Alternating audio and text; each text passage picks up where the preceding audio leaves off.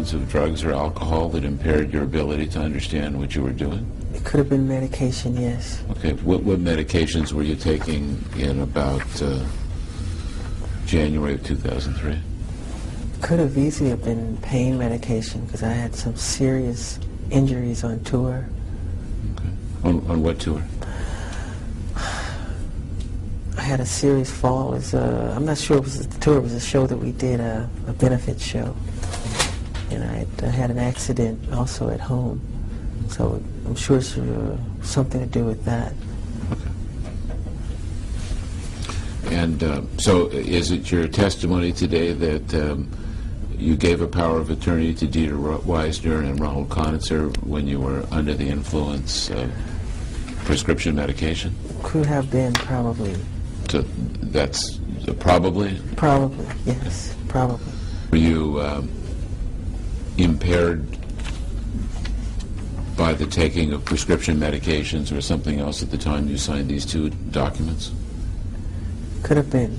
Okay. Is that your best recollection, is that you signed these while impaired, not knowing what they meant? Could maybe say so, but I don't remember them. Weren't impaired by the taking of prescription medication at the time you signed this? Could have been. I don't know. How long during 2003 were you impaired because of the taking of prescription medication? I don't know. Was it most of 2003? I'm not sure. Okay. Did Dr. Forsheim prescribe that medication for you? No, it wasn't Forsheim. Okay. I think it was a local. March 31, 2003, were you still impaired because of the taking of prescription medication? Could have been. Okay. Now, during the period of time you were impaired by the taking of prescription medication, was this an impairment that lasted like all your waking hours, or did it come and go? It comes and goes. Not all of your waking hours, of course not. Okay. Yes. Okay. Now, during the period of time you were taking this medication where you weren't impaired, did you ever tell one of your advisors that you were concerned about your impairment and they better watch what you're signing during this period of time? Not that I recall. As of July 3rd, 2003, were you still at times impaired because of the consumption of prescription medication? I'm not sure. It's possible you were still impaired.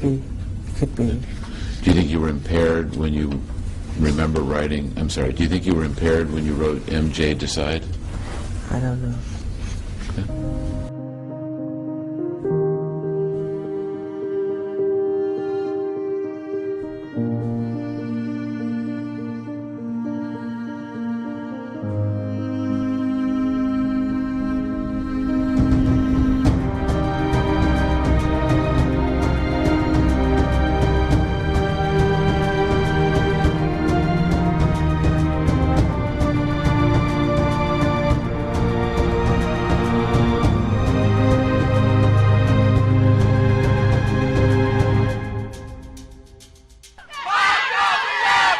To the shouts of "We love you" from about a dozen fans, Michael Jackson was back for the final days of his defense. Jackson attorney Tom Mesereau continues with his strategy of trying to discredit the accuser's mother. On the witness stand was an accountant who went through the mother's finances. He testified the woman hid her assets, that she and her family received tens of thousands of dollars from a settlement with JCPenney's, but still applied for welfare. Then, a woman from the welfare department backed up the claims of fraud. She's receiving welfare money in direct violation of welfare rules. And this woman said this was signed under penalty of perjury, that if she knew that this mom had received all of this money, that would basically amount to fraud. The defense wants the jurors to think that lying comes easily for the mother and her kids, even under oath, and therefore they'd have no trouble making accusations about Michael Jackson.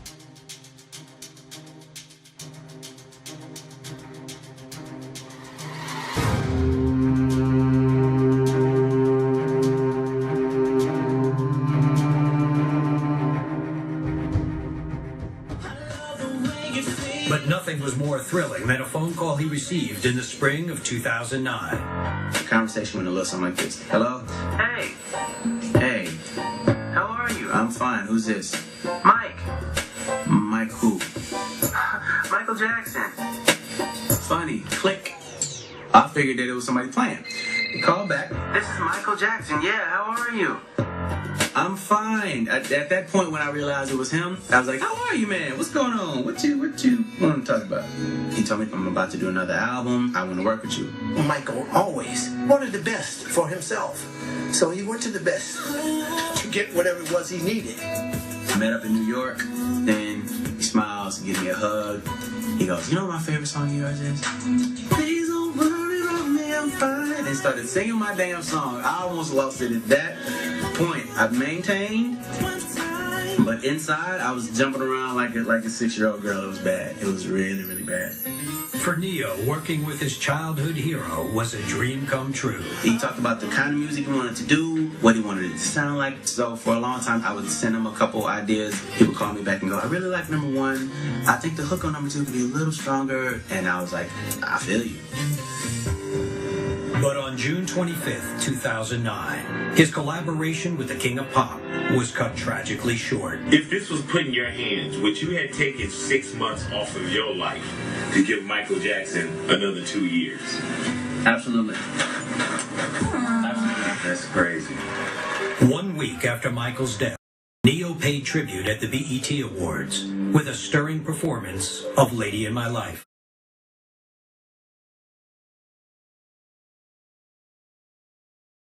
Like when I first found out that I was going to meet Michael Jackson, I was like, okay, what is this going to be? He's going to walk out in a shiny metallic something with an animal or something. Like I was what I thought it was going to be. He walked in, he had on a black suit, he had on the aviator lens glasses, you know, the mirror ones, like Chips, the motorcycle cop glasses.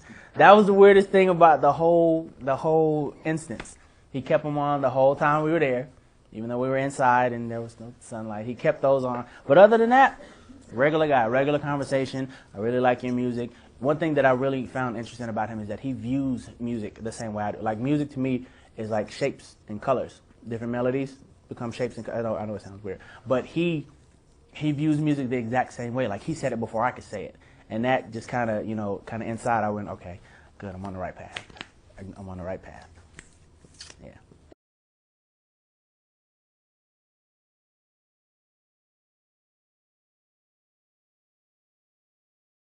I don't even remember the song. You should see him how to sing Michael Jackson. I sing all the time. You do sing Michael Jackson. Dangerous! God, it's so dangerous! You and Michael, Thank you. that's an odd choice of songs, of all the Michael Jackson songs, to go with Dangerous.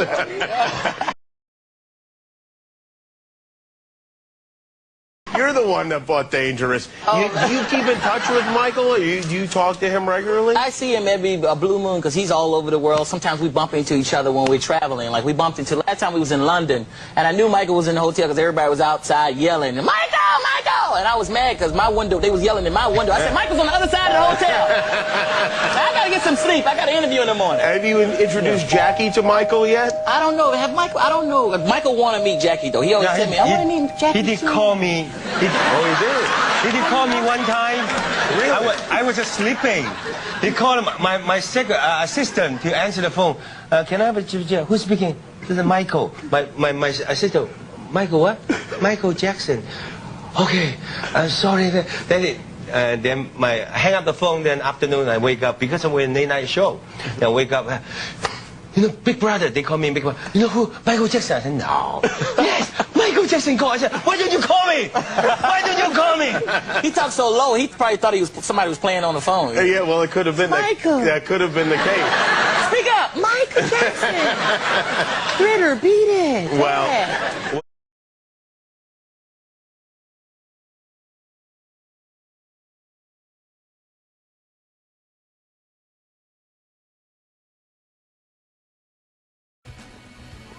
Get closer, oh, get closer.